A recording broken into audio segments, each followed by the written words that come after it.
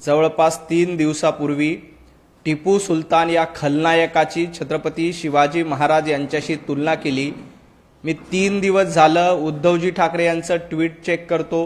मी 3 दिवस झालं उद्धवजी ठाकरे यांच्या पत्रकार परिषदेची वाट बघतोय, परंतु उद्धवजी ठाकरे छत्रपती शिवाजी महाराजांचा अपमान झालेला असताना मूग गिळून गप्प का बसलेत? एरवी छोट्या छोट्या विषयामध्ये उठसूट पत्रकार परिषद घेणाऱ्या उद्धवजी ठाकरे यांची दातखिळी बसली आहे का, हा माझा त्यांना सवाल आहे। टिपू सुलतान बरोबर छत्रपती शिवाजी महाराजांची तुलना केली जाते, ते देखील महाराष्ट्रामध्ये, ते देखील काँग्रेसच्या प्रदेशाध्यक्षांकडनं। असं असताना उद्धवजी ठाकरे यांना या घटनेचा निषेध का करावा वाटला नाही? 3 दिवसामध्ये उद्धवजी ठाकरेंना साधी पत्रकार परिषद घ्यावीशी वाटली नाही का? येणाऱ्या काळामध्ये उद्धवजी ठाकरे यांची विधान परिषदेची टर्म संपते। विधान परिषदेच्या पुढच्या टर्मसाठी उद्धवजींना काँग्रेसची आवश्यकता आहे। जोपर्यंत काँग्रेसचे आमदार उद्धवजी ठाकरे यांना पाठिंबा देत नाहीत, तोपर्यंत उद्धवजी ठाकरे विधान परिषदेमध्ये पुन्हा निवडून येऊ शकत नाहीत। काँग्रेसच्या पाठिंब्यासाठी काँग्रेसच्या आमदारांचं समर्थन मिळावं म्हणून उद्धवजी ठाकरे टिपू सुलतानवर टीका करत नाहीत का? उद्धवजी ठाकरे हर्षवर्धन सपकाळ यांच्या भूमिकेचा निषेध का करत नाहीत? तुम्हाला फक्त आमदारकी हवी म्हणून तुम्ही छत्रपती शिवाजी महाराजांचा अपमान सहन का करताय? उद्धवजी ठाकरे, तुमच्यामध्ये हिम्मत असेल, वंदनीय हिंदू हृदय सम्राट बाळासाहेब ठाकरे यांचा थोडासा विचार जरी तुमच्यामध्ये शिल्लक असेल तर काँग्रेसचा निषेध करा। हर्षवर्धन सपकाळाच्या फोटोला जोडे मारा आंदोलन करा। तुमच्यामध्ये ती धमक आहे का? ती धमक दाखवण्याची वेळ आहे। तुमची आमदारकी संपत असल्यामुळं, येणाऱ्या काळामध्ये काँग्रेसची तुम्हाला गरज असल्यामुळं तुम्ही दातखिळ बसून घेऊ नका, तुम्ही मूग गिळून गप्प बसू नका। हिम्मत दाखवा आणि काँग्रेसचा, हर्षवर्धन सपकाळाचा आणि टिपू सुलतानचा जाहीरपणे निषेध करा।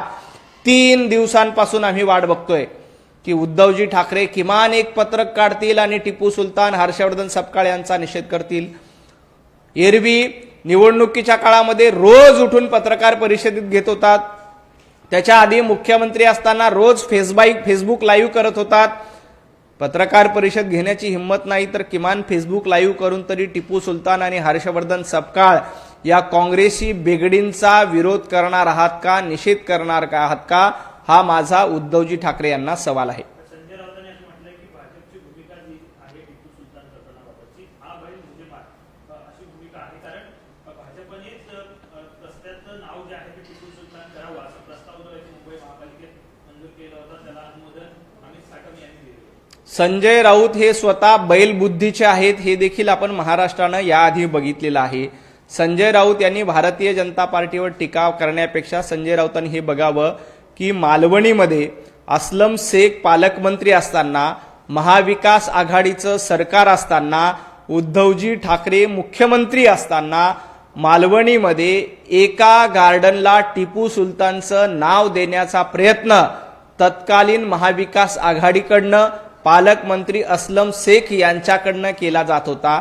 त्यावेळेला भारतीय जनता पार्टीचे आमदार, भारतीय जनता पार्टीचे पदाधिकारी, भारतीय जनता पार्टीचे कार्यकर्ते मालवणीमध्ये रस्त्यावर उतरले होते। मंगलप्रभात लोढा असतील, गोपाळ शेट्टीजी असतील, अतुल भातखळकर असतील, तेजेंदर तिवान असतील। आमच्या तेजेंदर तिवानाने तर तिथं मार खाल्ला, पोलिसांच्या लाठ्या खाल्ल्या, परंतु आम्ही त्या गार्डनला, त्या मैदानाला टिपू सुलतानचं नाव देऊ दिलं नाही। भारतीय जनता पार्टीचं धोरण स्पष्ट आहे, जो या देशातल्या हिंदूंवर अत्याचार करतो, आमच्या हिंदू मंदिरांना तोडफोड करतो, हिंदू आया बहिणींचे बलात्कार ज्या टिपू सुलताननी केले, अशा टिपू सुलतानचं समर्थन भारतीय जनता पार्टीने कधीही केले नाही। आम्ही मालवणीमध्ये रस्त्यावर उतरलो, प्रसंगी लाठ्या काठ्या आमच्या कार्यकर्त्यांनी खाल्ल्या, परंतु महाराष्ट्रातल्या, मुंबईतल्या मालवणीमध्ये आम्ही त्या मैदानाला टिपू सुलतानचं नाव देऊ दिलं नाही। उलट संजय राऊत, उद्धवजी ठाकरे मुख्यमंत्री असताना आमच्या सगळ्या कार्यकर्त्यांवर गुन्हे दाखल करण्याचं काम तुमच्या सरकारने केलं होतं। राहील प्रश्न अमित साटम आणि रितू तावडे यांनी जो प्रस्ताव तुम्ही सांगितलाय, असा कुठलाही प्रस्ताव महापालिकेमध्ये भारतीय जनता पार्टीने दिला नव्हता. भाजपाचा कालही टिपू सुलतानला विरोध होता, आजही आहे.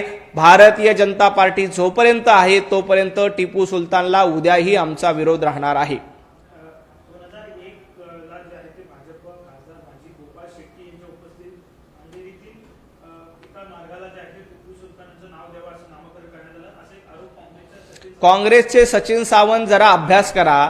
रोज उठायचं, खोटं बोलायचं, अशा पद्धतीनं टिपूच्या समर्थनात भाजपनं कधीही भूमिका घेतली नव्हती.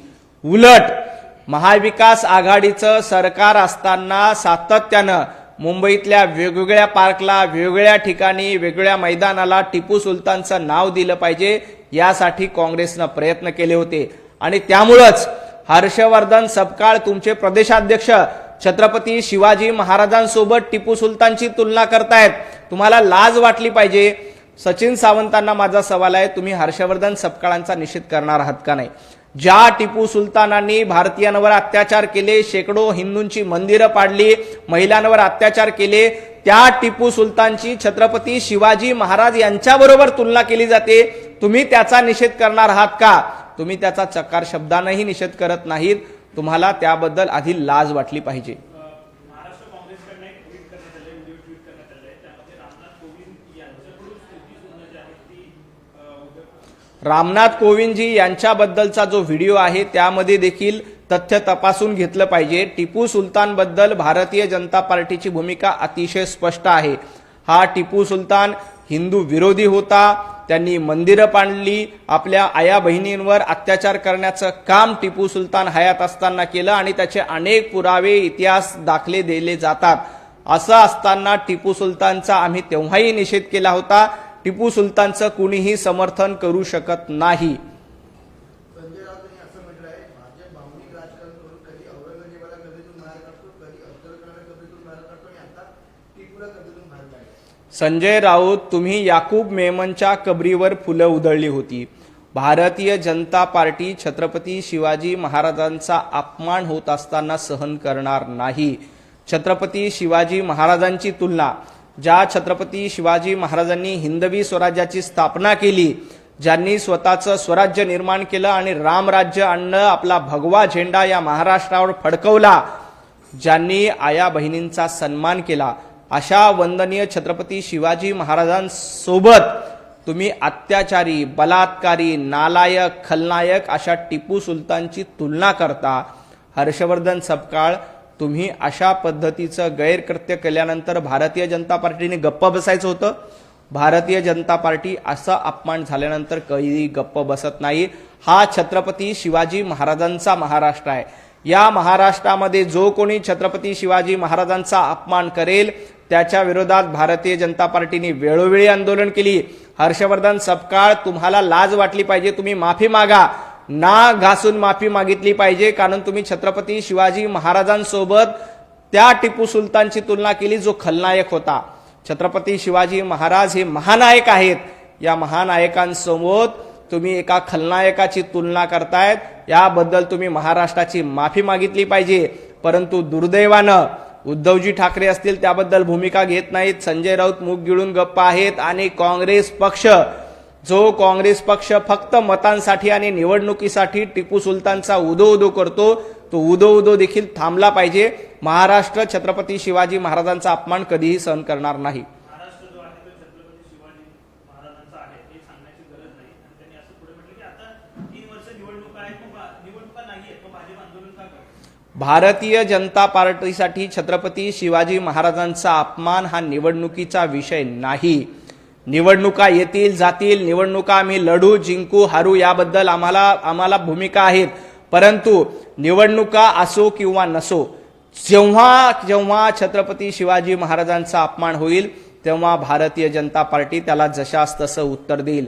संजय राऊत, तुम्ही निवडणुका बघून खेळ खेळता. उद्धवजी ठाकरे निवडणुका असतील तर पत्रकार परिषद घेणार.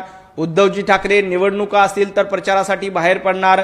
उद्धवजी ठाकरे निवडणुका असतील तर लोकांना भेटणार. आणि निवडणुका संपल्या की घरामध्ये आपण बसणार. भारतीय जनता पार्टी निवडणूक बघून राजकारण करत नाही. छत्रपती शिवाजी महाराज आम्हाला निवडणुकांपेक्षा जास्त प्रिय आहेत. निवडणुका असतील नसतील त्याच्याशी आमचं काहीही देणं घेणं नाही. हर्षवर्धन सपकाळ यांनी छत्रपती शिवाजी महाराजांचा अपमान केलाय, मग आम्ही निवडणूक बघूनच आंदोलन करायला पाहिजे होतं का? संजय राऊत, तुम्हाला लाज वाटली पाहिजे की छत्रपती शिवाजी महाराजांचा अपमान होत असताना तुम्ही निवडणुका बघतायत. तुम्हाला राजकारण करायचंय. आम्हाला निवडणुकांशी काही देणं घेणं नाही. निवडणुका नसल्या किंवा असल्या याच्याशी काही फरक पडत नाही. छत्रपती शिवाजी महाराजांचा अपमान आम्ही शेवटच्या श्वासापर्यंत, आम्हाला आमच्या कनपट्ट्यावर बंदूक ठेवली तरी आम्ही छत्रपती शिवाजी महाराजांचा अपमान सहन करणार नाही. हे संजय राऊतांनी ध्यानात ठेवावं. हीच भारतीय जनता पार्टीची भूमिका आहे. निवडणुका पाहून खेळ मांडणं हा उभाटा गटाचा प्रकार आहे. हे धोरण उभाटा गटाचं आहे. भारतीय जनता पार्टी निवडणुका डोळ्यासमोर ठेवून आंदोलन करत नाही, हे आपल्याला देखील माहिती आहे.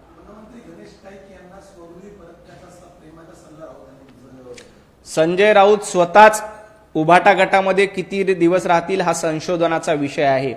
येणाऱ्या काळामध्ये उभाटा गटाकडनं संजय राऊत यांना राज्यसभेची खासदारकी मिळणार नाही. त्यामुळं काल सामनामधून देखील संजय राऊत यांनी उद्धवजी ठाकरे यांचे कान टोचण्याचा प्रयत्न केला, राज ठाकरे यांचे कान टोचण्याचा प्रयत्न केला. त्यामुळे येणाऱ्या काळामध्ये संजय राऊत देखील उभाटा गटामध्ये राहणार नाहीत. त्यांची आणि राहुल गांधींची बोलणी झालेली आहे. त्यानुसार संजय राऊत हे येणाऱ्या काळामध्ये काँग्रेसमध्ये प्रवेश करणार आहेत, ही माझी खात्रीलायक माहिती आहे. त्याबद्दल राहुल गांधी आणि संजय राऊत यांची दिल्लीमध्ये सविस्तर चर्चा देखील झाली. येणाऱ्या काळात राज्यसभेची मुदत संपल्याबरोबर संजय राऊत हे उभाटा गटाला जय महाराष्ट्र करतील आणि काँग्रेसमध्ये राहुल गांधींच्या नेतृत्वात चाकरी करायला सुरुवात करतील. आणि त्याची सुरुवात काल सामनामध्ये अग्रलेख लिहून उद्धवजी ठाकरे आणि राज ठाकरे यांना सल्ला देऊन संजय राऊतांनी केली. त्यामुळे संजय राऊत यांनी गणेश नाईकांना स्वग्रही बोलण्याची भाषा करण्यापेक्षा आपण उभाटा गटामध्ये किती दिवस राहणार आहात हे एकदा महाराष्ट्राला सांगा. आपली खासदारकी संपली की तुम्ही खासदारकीसाठी काँग्रेसच्या मांडीला मांडी लावून बसणार आहेत, हे देखील महाराष्ट्राला माहिती आहे. अजितदादा यांच्या राष्ट्रवादीतले 30 ते 32 आमदार असे आहेत जे शरद पवारांच्या पक्षाकडे आता जाण्यासाठी तयारीत आहेत, अशी एक माहिती समोर आली आहे. तसं इकडचं नेतृत्व जे आहे ते तुल्यबळ आहे. अजितदादांच्या जाण्यामुळे राष्ट्रवादीचं नेतृत्व जे आहे ते तुल्यबळ राहिलेलं नाहीये, पण चेहरा मोठा राहिला नाही, म्हणून हे आमदार जे आहेत शरद पवारांच्या पक्षाशी संपर्कात आहे. नाही, याबद्दल मला माहिती नाही, परंतु सुनेत्राताई पवार अजितदादांचा वारसा चालवण्यासाठी अतिशय समर्थ आहेत, तुल्यबळ आहेत. अजितदादांचा वारसा चालवण्याचं काम, राष्ट्रवादी सांभाळण्याचं काम सुनेत्राताईंच्या नेतृत्वात निश्चित होईल. अजितदादांची जशी कार्यपद्धती होती त्याचप्रमाणे सुनेत्राताई पवार देखील राष्ट्रवादी काँग्रेस पक्षाला पुढे घेऊन जाण्याचं काम निश्चित करतील. मला वाटत नाही राष्ट्रवादी काँग्रेसचा एकही आमदार सुनेत्राताईंना सोडून कुठे जाईल. सुनेत्राताईंना सोडून जाणं म्हणजे अजितदादांना सोडून जाण्यासारखं आहे. सुनेत्राताई ह्या अजितदादांचा वारसा प्रामाणिकपणे आणि सन्मानाने पुढे चालवतायत. त्यामुळं एकही राष्ट्रवादी काँग्रेसचा आमदार सुनेत्राताईंना आणि राष्ट्रवादी काँग्रेसला सोडून इतर ठिकाणी जाणार नाही, ही मला खात्री आहे.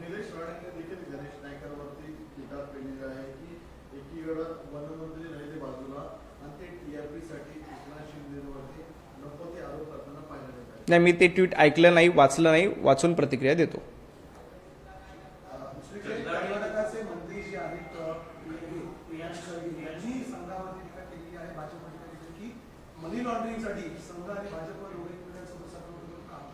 मनी लॉन्ड्रिंग करण्याचे उद्योग कर्नाटक सरकार मोठ्या प्रमाणात करतं. जेव्हा केंद्रामध्ये काँग्रेसचं सरकार होतं तेव्हा मनी लॉन्ड्रिंगचे अनेक प्रकार उघडकीस आले होते.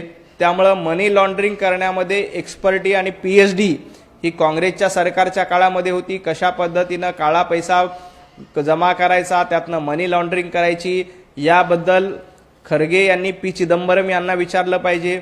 खरगे यांनी आपल्या वडिलांना विचारलं पाहिजे की कशा पद्धतीनं काँग्रेसमध्ये काळ्याचं पांढरं केलं जातं, कशा पद्धतीनं काँग्रेसमध्ये घोटाळ्यावर घोटाळे 2G स्कॅम 3G स्कॅम हे करण्याचं काम तत्कालीन काँग्रेसनं सरकारनं केलं होतं. त्यामुळं अशा पद्धतीनं राष्ट्रीय स्वयंसेवक संघ आणि भारतीय जनता पार्टीवर आरोप करत असाल तर जनतेने काँग्रेसला वेळोवेळी धडा शिकवलाय. याही पुढे जनता काँग्रेसला धडा शिकवल्याशिवाय राहणार नाही. संदीप देशपांडे यांनी एक ट्विट केले का उद्देशून म्हटलेलं आहे की एकच हतीशाणा तो समजतो सगळ्यांचा बैल रिकामा. नेमकं हे भांडण काय आहे, हा वाद नेमकं काय समोर आला पाहिजे? संदीपजी देशपांडेंना आम्ही पहिल्या दिवसापासून सांगत होतो की उभाटा गटाची अवस्था हीच आहे. उभाटा गट सातत्यानं आपल्या मित्रांना धोका देण्यामध्ये एक्सपर्ट आहे. 2019ला त्यांनी भारतीय जनता पार्टीला धोका दिला. त्याच्यानंतर संदीपजी देशपांडे यांच्या पक्षाने त्यांना टाळी देऊन पुढे केलं, परंतु त्यांनी राज ठाकरे यांना सोबत घेतलं नाही.